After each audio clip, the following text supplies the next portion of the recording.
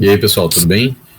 Regravando essa aula do empirismo, tive problema com o arquivo de gravação, então refazendo para que vocês possam acompanhar agora e tirar dúvidas, né? Até para o pessoal que está entrando também poder conseguir acompanhar, tá?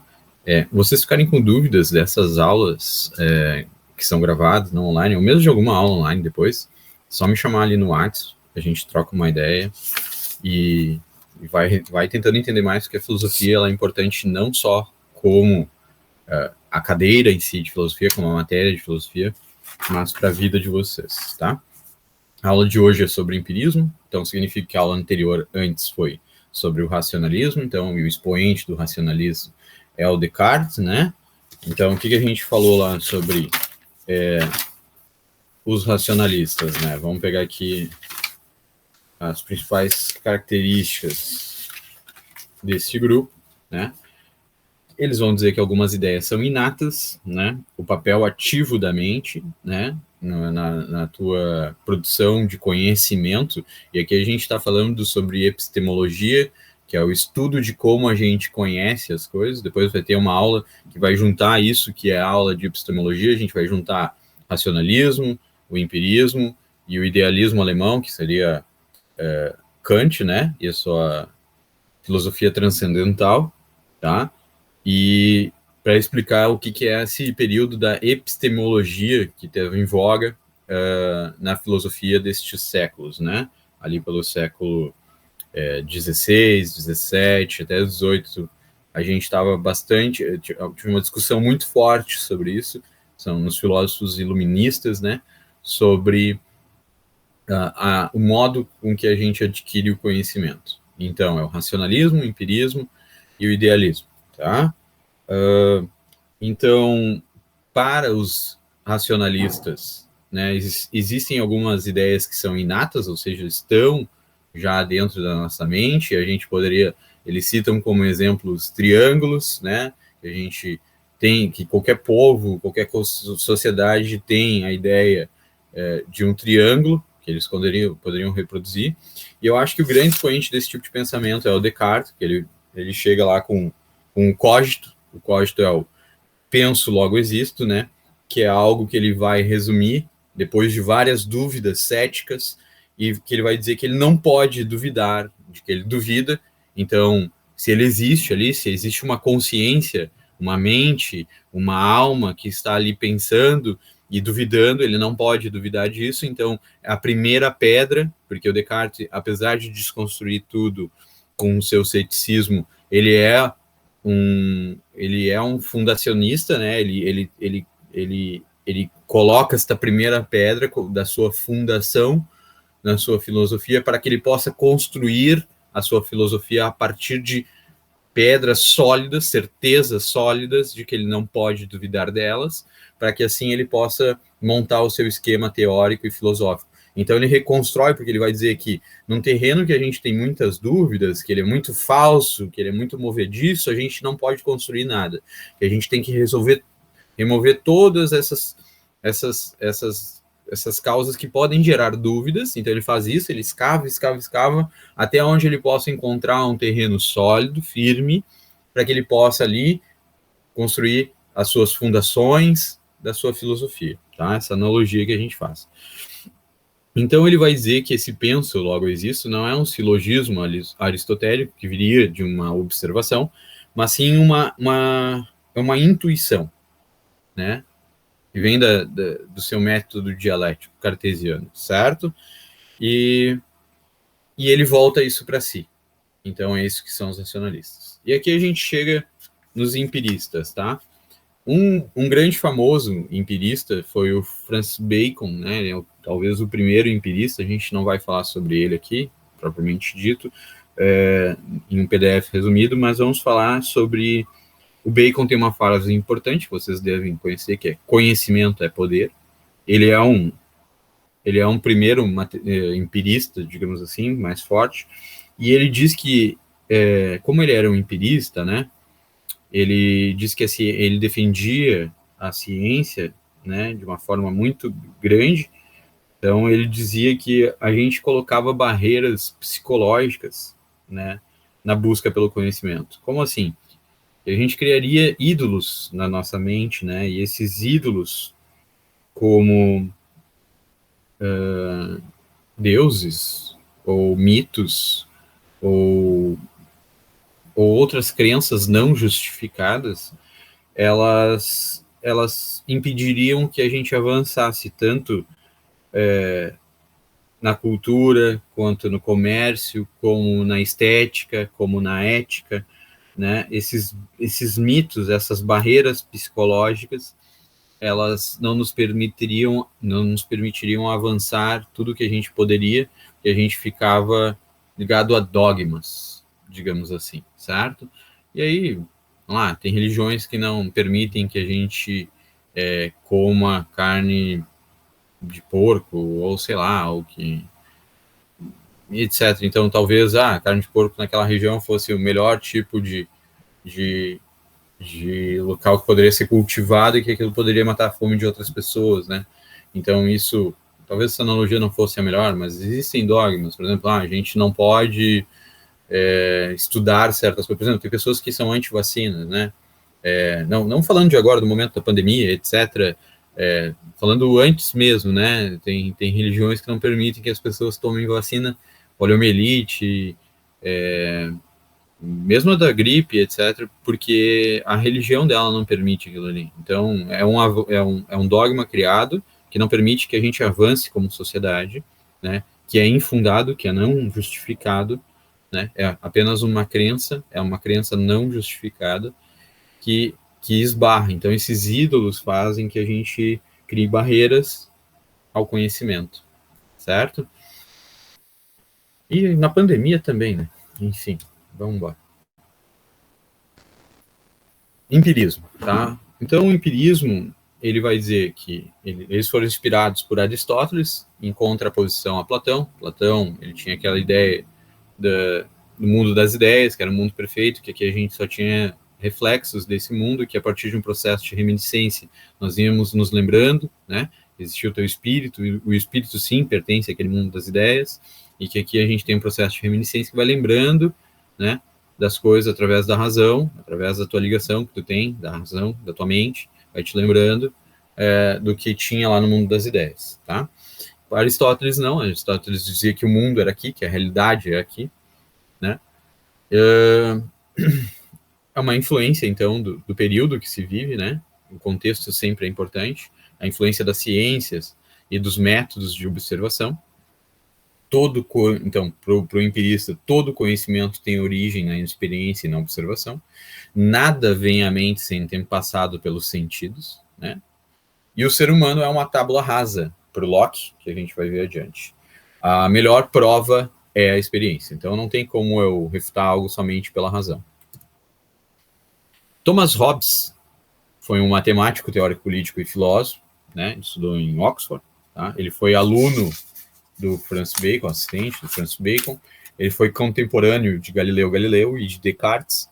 Descartes e Galileu eram amigos, né? Ele foi influenciado por Aristóteles e Maquiavel, né? A principal obra do Hobbes é o Leviatã. Ele é um expoente no Leviatã, por isso ele é um expoente do pensamento contratualista, porque é uma obra que fala sobre a sociedade, o Leviatã. É uma analogia a como o Estado deveria ser absoluto, né? Então, o grande Leviatã. E para ele, a filosofia é raciocínio e não deve ser ligada à religião, certo? Esse é um período de fiscalistas, né? Então, o que seria isso? São pessoas, é uma tendência da época, né? Uma cultura da época mecanicista, né? Onde o corpo e o movimento, né, das articulações são mecanicistas, né? Então, para eles, os animais são máquinas de carne e osso. Então, a frase bem conhecida do Hobbes é: o homem é uma máquina, tá? A filosofia de Hobbes é o seguinte: nada sem substância pode existir, né? Porque naquela época a ciência avançava, então se descobriu os gases, etc., né? A astronomia estava em voga com Galileu Galilei. Então tudo no universo é físico. Aqui é uma crítica à metafísica e à religião. Um ser humano é, portanto, inteiramente físico. Vocês têm que ter ideia, então, de que naquela época estavam descobrindo todas essas coisas, né, de roldanas, movimentos, as máquinas estavam evoluindo já bastante, né, processos, catracas, etc. Então, tudo estava em grande ascensão na época, né? Então, ele fez uma analogia com o que ele estava vendo desse avanço tecnológico, e ele, né, e até da própria anatomia estava evoluindo muito na época, né, no iluminismo, que antes não podia se mexer nos corpos, né, dos cadáveres, porque era considerado, e nessa época também um pouco já ainda era, considerado algo herege, né, então não podia abrir os corpos para estudar, porque isso era herege. Então, ali já tinha uma permissão maior, dependendo do estado, do governo que tu pertencia, e o ser humano, então, é, portanto, inteiramente físico, então, logo, o homem é uma máquina. Né? E se o homem é uma máquina, ele não tem essa consciência, né? Então, não há lugar para o acaso e a liberdade. Então, as mudanças não são condicionadas. Os movimentos resultam dos nexos casuais que nos dão origem, tá? Então, através da experiência, o mundo pode aprender, né? O homem pode aprender quando plantar para colher no futuro. Então, ele faz essa analogia que com o raciocínio tu não vai chegar apenas nisso, né? Tu tem que olhar lá, tem que plantar, tem que analisar qual é a melhor estação do ano para plantar, para entender quando é o melhor momento de colher, tá? Então, o materialismo aliado ao mecanicismo, né, que seria essa ideia do corpo em movimento, existe uma certa matematização do homem, que seria explicar o homem através da matemática, né? A vida não é mais do que movimento dos membros. Então, não existe uma alma, não existe um espírito. A conservação da vida é o valor máximo para cada indivíduo. Eu não vou entrar na esfera dos contratualistas, vou deixar esse professor de sociologia, ele vai passar por Hobbes, vai passar por Locke, vai passar por Rousseau, né, para explicar os contratualistas, né.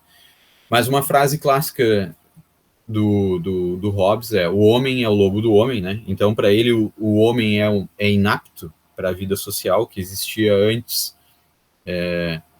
Era o homem no estado natural, e esse estado natural, que era antes da sociedade, ele era egoísta, né? Então, Hobbes ele defende que o homem precisa de um governante, né? E que para que esse governante assegure o teu estado de vida, né? Que é o valor máximo, né? E para que isso deve abdicar da tua liberdade em certas esferas em troca da tua segurança. Então é essa ideia que o Hobbes tem, né? Então o Estado ele deve diminuir, né? Reprimir o egoísmo, né? Para promover a paz. Então se tu reprime o egoísmo, então a gente tolhe certas liberdades que tu teria, né? Para que ele reprima este egoísmo, porque como o homem é egoísta, né? Em estado natural, o homem é egoísta, o homem é o lobo do homem, o homem caça o próprio homem. Na sociedade, a gente deve perder alguns direitos. Esses direitos seriam reivindicar certas coisas que tu acha que tu tem direito. Então, tirar um pouco da tua liberdade para que tu alcance a tua paz. Então, ele vai dizer que tu deve abrir mão da tua liberdade para atingir a paz. Então, ele é um defensor do Estado absolutista. Por isso, a influência de Maquiavel no pensamento dele, tá? Mas, voltando ao ponto que nos é pertinente, onde Hobbes é um defensor do empirismo, é essa parte do materialismo, do mecanicismo, e que a gente tem as nossas sensações como a primeira instância, né, que seria a interação com o mundo, né. Depois, de forma secundária, a gente vai ter a imaginação, que é uma sensação diminuída, né. Nós tivemos a sensação, né, o toque, o sabor, o gosto, o odor, o paladar, enfim, etc. A audição, né? Então a gente tem essa sensação, depois a gente guarda isso, né? A gente tem essa imaginação que seria guardar uma ilusão, a ilusão daquele momento, a gente imagina comendo uma maçã agora, né? Então, o acúmulo de experiências, né? Tu tem muita memória, tu tem, né? Para a expectativa futura. Então, assim que se dá o conhecimento para Hobbes. Então, tu tem essas ilusões que são guardadas, né? Que são essa imaginação da sensação diminuída, né, que tu tem, então tu guarda e esse acúmulo é a experiência. Então, para Hobbes é assim que se dá o conhecimento, tá? Vamos adiante.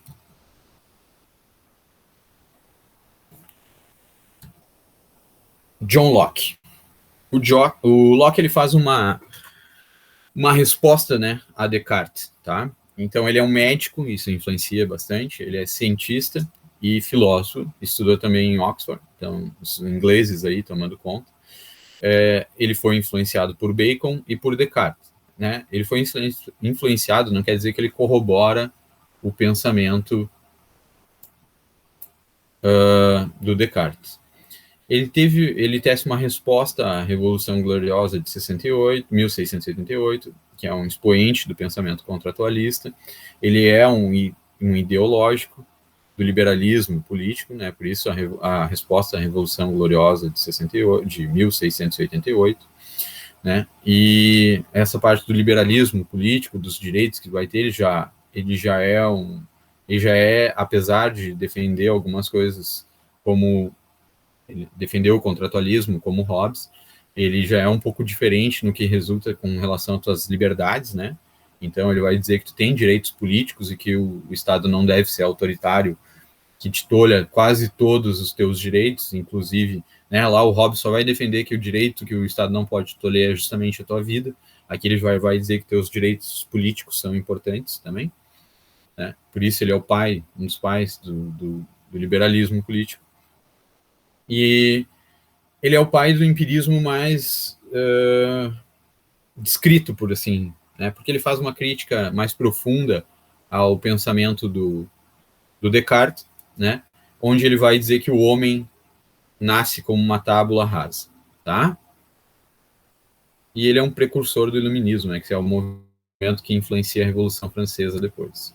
Então, o que ele fala sobre, com essa crítica que ele faz ao Descartes? Ele vai dizer que os racionalistas acreditam em ideias e conceitos inatos, é aquela coisa que eu expliquei, que já está na tua mente, é a priori, é inato, né? Já nasce contigo.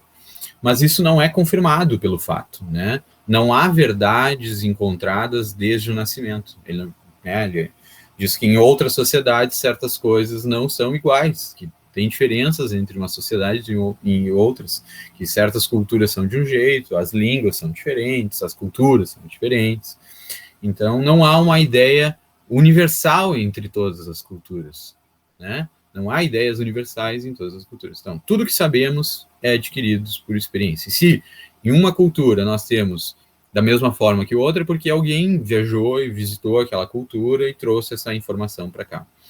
Então, as sensações são modificações da mente feitas através dos sentidos.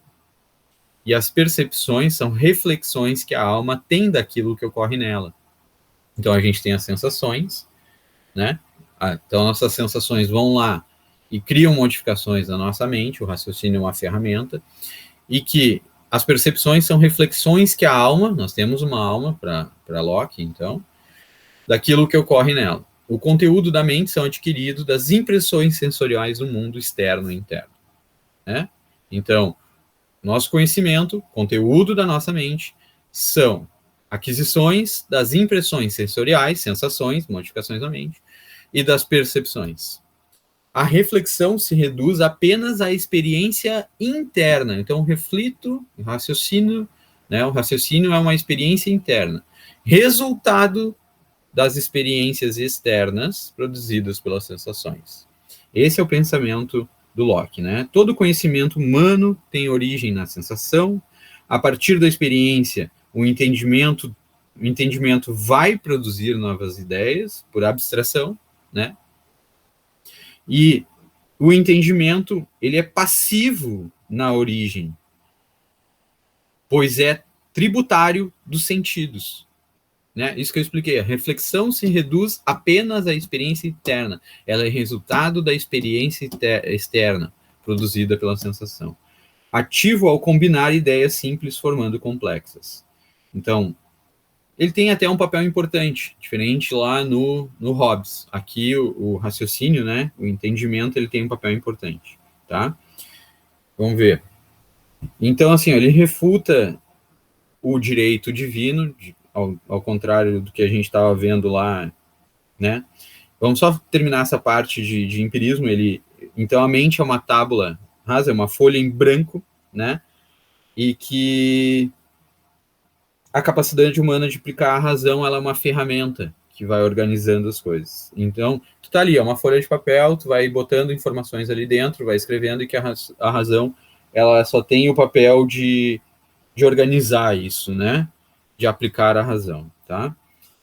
Então, a gente tem aqui um processo de abdução, a inferência da melhor explicação a partir da experiência disponível. Então, a gente vai aplicando a melhor explicação a partir do que a gente tem de experiências, do que a gente já escreveu ali dentro, a gente faz esse catálogo, e a gente vai tendo reflexões internas, que seriam essa capacidade de produzir conhecimento, tá? Falando lá sobre a diferença dele do Locke, do Hobbes, né, onde ele defende o Leviatã, que seria o estado absoluto, que tem direito a tudo, né, ele tem, aqui ele já refuta esse direito divino que o rei deveria ter para buscar a paz, né, e suprimir o egoísmo, e então ele refuta esse absolutismo. Ele é o pai do libertarismo porque os homens são livres, iguais, independentes, né, deveriam ter direitos a bens, e isso é uma parte importante do liberalismo, ter direito à propriedade privada, e políticos, né? Tá? Então, ele, de certa forma, vai influenciar o Marx depois, né? Ele dá uma antecipada no Marx, né, no fundamento da propriedade do trabalho, né? Porque se o trabalho produz, ele tem o direito àquela propriedade. Então, esse foi o pensamento do Hobbes. E a gente vai ter, então, acho que o grande expoente do pensamento empírico, que é o David Hume, tá? Então, ele era um prodígio, ele estudou direito e literatura e tentou ser professor, né, e não conseguiu. Depois ele ficou como responsável por uma biblioteca pública de Edimburgo, e lá ele fez, daí lá ele tinha tempo e acesso a todos os livros, e lá ele fez escreveu vários livros, né. Ele foi influenciado por Locke e por Descartes, porque ele era cético, né. Então, ele tinha um pensamento cético empírico. Então, ele mistura esse ceticismo do Descartes, né, com o empirismo do Locke. Então, ele vai dizer que ele tem um método experimental de raciocínio, e a gente vai entender por que experimental. E ele vai dizer que ele, como amigo de Rousseau, ele não chega a fazer... Ele faz certas... ele tem livros sobre os direitos humanos e tal, mas ele não é um grande expoente do contratualismo, né? Mas ele vai dizer que o homem é bom por natureza. Rousseau vai dizer isso também, que a sociedade corrompe o homem.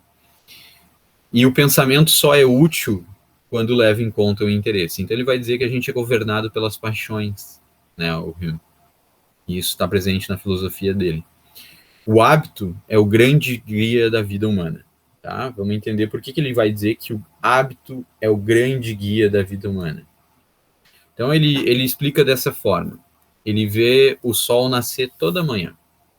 Então ele adquire o hábito de esperar o sol nascer, né, para acordar, para começar a fazer as tarefas do dia.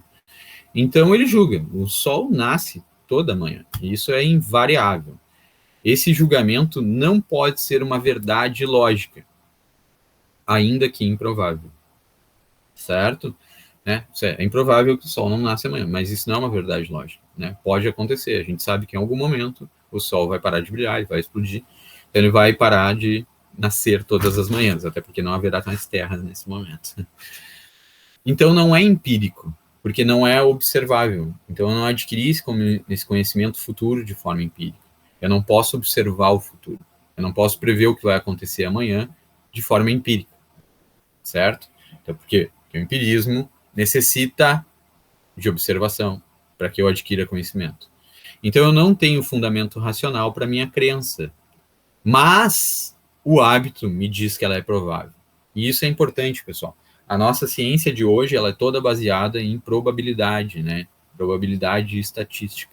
Vocês viram agora durante uma pandemia que esses números, né, de probabilidade ficaram bem claros, né? Olha, vamos tomar a vacina, né? As probabilidades de que tu tenha certas enfermidades tomando a vacina é X tantos por cento menor do que se tu, né, da probabilidade de pegar o vírus e que este vírus te leve a ter esses problemas.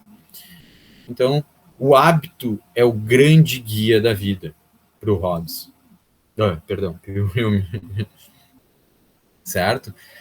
Para se ter uma ideia, é preciso se ter uma impressão primeiro. Então, por isso ele é empirista. A impressão são dados fornecidos pelos sentidos, de forma empírica, são mais fortes que as ideias. Então, esses dados que os sentidos, né, me passam como impressões são mais fortes que as ideias. E as ideias são representações mentais derivadas das impressões mais fracas, tá? Ou seja, as ideias são representações mentais derivadas das impressões, ou seja, elas são mais fracas que as impressões, tá?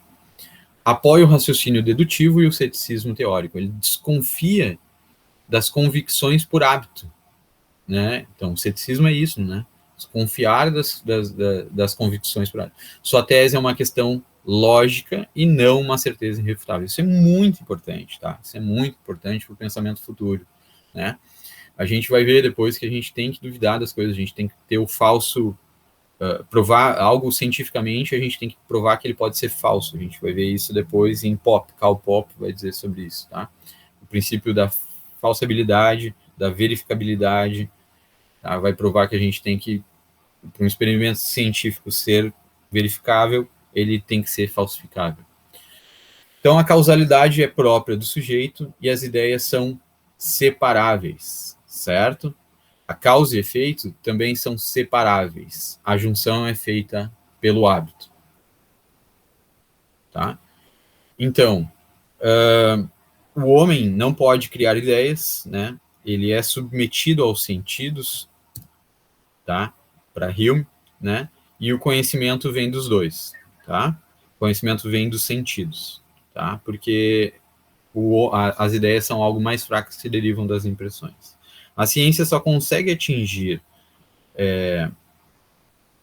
certezas morais, né? As suas verdades são na forma da probabilidade, tá? Então, não há causalidade objetiva, né? A mesma causa ela pode causar efeitos diferentes, tá? Substituir a certeza pela probabilidade, né? Aquilo que eu expliquei para vocês, né? A gente poderia falar de outras formas. Eu sigo uma receita de bolo todo dia. A experiência me diz que vai dar certo no futuro. Aí o bolo vai lá e abatuma, certo? Então, é a mesma coisa que eu quis explicar para vocês com o Sol de outra forma, tá? Então, ele é um ceticismo teórico, ele não é prático, né? Então, a percepção, ela tem impressões que derivam paixões, emoções e são diretas, e as ideias são cópias desses pensamentos, dessas reflexões, dessas emoções. Então, meu raciocínio, ele é demonstrativo, né? Para demonstrar o provável. É isso que o Hume quer dizer, que o raciocínio ele vai demonstrar o provável a partir das minhas sensações, certo, pessoal? Outros filósofos importantes, Francis Bacon, que eu citei no início, que ele é um empirista, né? Ele vai trabalhar o método científico, o pai do método científico. Ele é a observação, conhecimento é poder, a melhor prova é a experiência. Pascal é dessa época, já ele é um racionalista, ele é o inventor da primeira calculadora. A imaginação dispõe de tudo e pode nos desviar do caminho. Poderiam levar a falsos julgamentos. É isso que ele quer dizer, que nem eu falei para vocês. Experiências, às vezes, já levam a falsos julgamentos. Eu tenho que usar a razão para chegar da forma correta. Então, para ele, a razão vem antes de tudo. O Leibniz, né, Gottfried Leibniz, é um grande matemático, né, racionalista. Todo conhecimento pode ser acessado pela reflexão racional. A experiência serve apenas para a aquisição. E as verdades da razão são verdades de fato. E o Berkeley, que é um empirista idealista. Todo conhecimento vem da percepção. Uma coisa só existe na medida que ela percebe ou é percebida, certo? Então, esses caras formulam pensamentos e a gente fica num tempo nessa discussão entre racionalistas e empiristas até a nossa próxima aula, onde a gente vai ter Kant, que põe um ponto final sobre essa discussão de como a gente adquire conhecimento. Ponto final, de certa forma, né? Claro que a gente tem teorias modernas de conhecimento, mas digamos que todas derivam depois do pensamento de Kant, tá? Foi um prazer, muito obrigado.